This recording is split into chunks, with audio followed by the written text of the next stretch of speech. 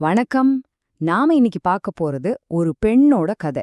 ஒரு தனி மனுஷியா அவங்க சந்திச்ச ஒரு அவமானம் எப்படி ஒரு பெரிய சாம்ராஜ்யத்தோட சரித்திரத்தையே மாத்தி போட்டுச்சுன்னு பார்க்க போறோம்.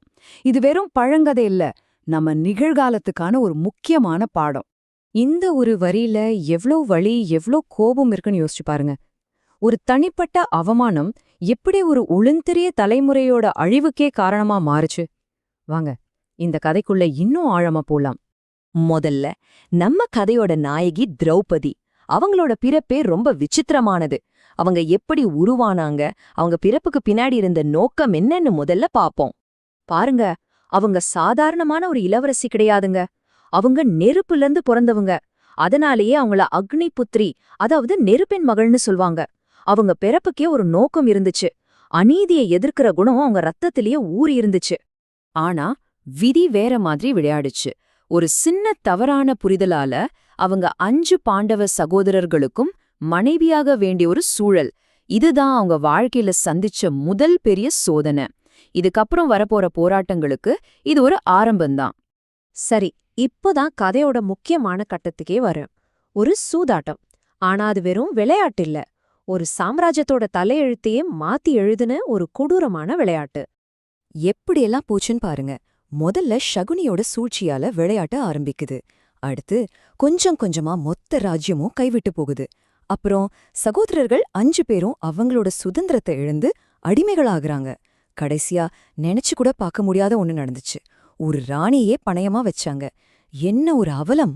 அடுத்து நடக்க போறதுதான் இந்த மகாபாரதத்தோட ஆன்மாவே. அங்க நடந்த அநீதியை விட அத பார்த்துட்டு எல்லாரும் சும்மா இருந்ததுதான் மிகப்பெரிய அநீதி. அப்போ திரௌபதி கேட்ட அந்த ஒரு கேள்வி, தனக்குத்தானே அடிமையான ஒருத்தர் எப்படி என்ன பணயம் வைக்க முடியும்? யோசிச்சு பாருங்க. இது ஒரு சாதாரண கேள்வி அல்ல. அந்த சபையோட தர்மத்தையே, நீதியே ஆட்டி பார்த்த கேள்வி. இது ஒரு பெண்ணோட குரல் மட்டும் இல்ல, நீதியோட குரல்.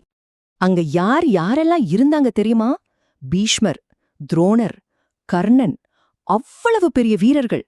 ஆனா எல்லாரும் வாய மூடிக்கிட்டு இருந்தாங்க. அவங்களோட மௌனம்தான் அன்னைக்கு நடந்த குற்றத்துல மிகப்பெரிய பங்கு வகிச்சுது. இதுதான் மௌன குற்றம்னு சொல்றது.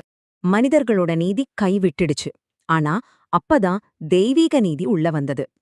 அவங்களோட புடவை நீளமா போய்கிட்டே இருந்தது. இது தர்மம் இன்னும் சாகல அப்படிங்கிறதுக்கான ஒரு அடையாளம். தர்மம் எப்போதெல்லாம் தவிக்க விடப்படுகிறதோ அப்போ தெய்வம் தலையிடும்.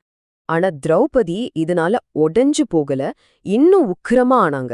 அவங்க அப்போ எடுத்த ஒரு சபதம் தான் ஒரு பெரிய போருக்கே தொடக்க புள்ளியா இருந்துச்சு. அவங்க என்ன சொன்னாங்கன்னா, என் முடிய விரிச்சு போட்டிருக்கேன். எப்போ துஷாசனனோட ரத்தத்துல இந்த முடிய நினைக்கிறேனோ அன்னைக்குதான் இத மறுபடியும் பின்னுவேன். பாருங்க, அவங்களோட விரிச்ச கூந்தல் வெறும் சோகத்தோட அடையாளம் இல்ல, அது நீதிக்காக காத்துக்கிட்டு இருந்த ஒரு நெருப்பு. அந்த ஒரு சபதம்தான் ஒரு தீக்குச்சி மாதிரி. அது பத்த வச்ச நெருப்புதான் குருக்ஷேத்திர போர். ஒரு பெண்ணோட தனிப்பட்ட கௌரவத்துக்கான போராட்டம் ஒரு தேசத்தோட போரா மாறுச்சு. சரி, அந்த சபதம் என்ன ஆச்சு? கர்மா தன்னோட வேலைய சரியா செஞ்சுதா? அந்த போர்க்களத்துல நீதி ஜெயிச்சுதா இல்லையா? வாங்க பார்க்கலாம். இங்க பாருங்க, இது ஒரு கணக்கு மாதிரி. செஞ்ச ஒவ்வொரு தப்புக்கும் என்ன விளைவுன்னு தெளிவா இருக்கு. துஷாதனன் அவமானப்படுத்தினானா, அவன் போர்க்களத்துல செத்தான். துரியோதனன் ஆணவமா இருந்தானா, அவன் தோத்து போனான். பெரியவங்க மௌனமா இருந்தாங்களா, ஒரு வம்சமே அழிஞ்சு போச்சு. இதுதான் கர்மா. ரொம்ப சிம்பிள். நீதி கிடைக்க லேட் ஆகலாம், ஆனா கிடைக்காம போகாது. தப்பு செஞ்சா தண்டனை நிச்சயம். சரி, இதெல்லாம் பல்லாயிரம் வருஷத்துக்கு முன்னாடி நடந்த கதை. இதுல இருந்து நாம இன்னைக்கு என்ன கத்துக்க முடியும்? இது வெறும் புராணம் அல்ல, நம்ம வாழ்க்கைக்கான ஒரு கையேடு. குறிப்பா இப்போ இருக்கிற இளைய தலைமுறைக்கு இதுல சில முக்கியமான பாடங்கள் இருக்கு. முதல்ல, பெண்களுக்கு மரியாதை கொடுங்க. எங்க அநீதி நடந்தாலும், சின்ன விஷயமா இருந்தாலும் தட்டி கேளுங்க. ஞாபகம் வச்சுக்கோங்க, தப்பா பார்த்துட்டு சும்மா இருக்கிறதும் தப்புதான். அதே மாதிரி பெரியவங்களுக்கு, அதிகாரத்துல இருக்கிறவங்களுக்கும் இதுல ஒரு செய்தி இருக்கு. குடும்பத்திலயும் சரி, சமூகத்திலயும் சரி, பெண்களோட குரல் கேட்கப்படணும். உண்மையான தலைமைங்கிறது தர்மத்தை, அதாவது நீதிய காப்பாத்துறதுதான். அதனாலதான் கடைசியா சொல்றோம், திரௌபதிங்கிறது வெறும் ஒரு கதை இல்ல, அவங்க ஒரு எச்சரிக்கை. ஒரு சமூகம் ஒரு பெண்ணோட கண்ணியத்துக்கு மதிப்பு கொடுக்க தவறும்போது அந்த சமூகம் எவ்வளவு பெரிய விலைய கொடுக்க வேண்டியிருக்குங்கிறதுக்கான ஒரு காலத்தால் அழிக்க முடியாத எச்சரிக்கை.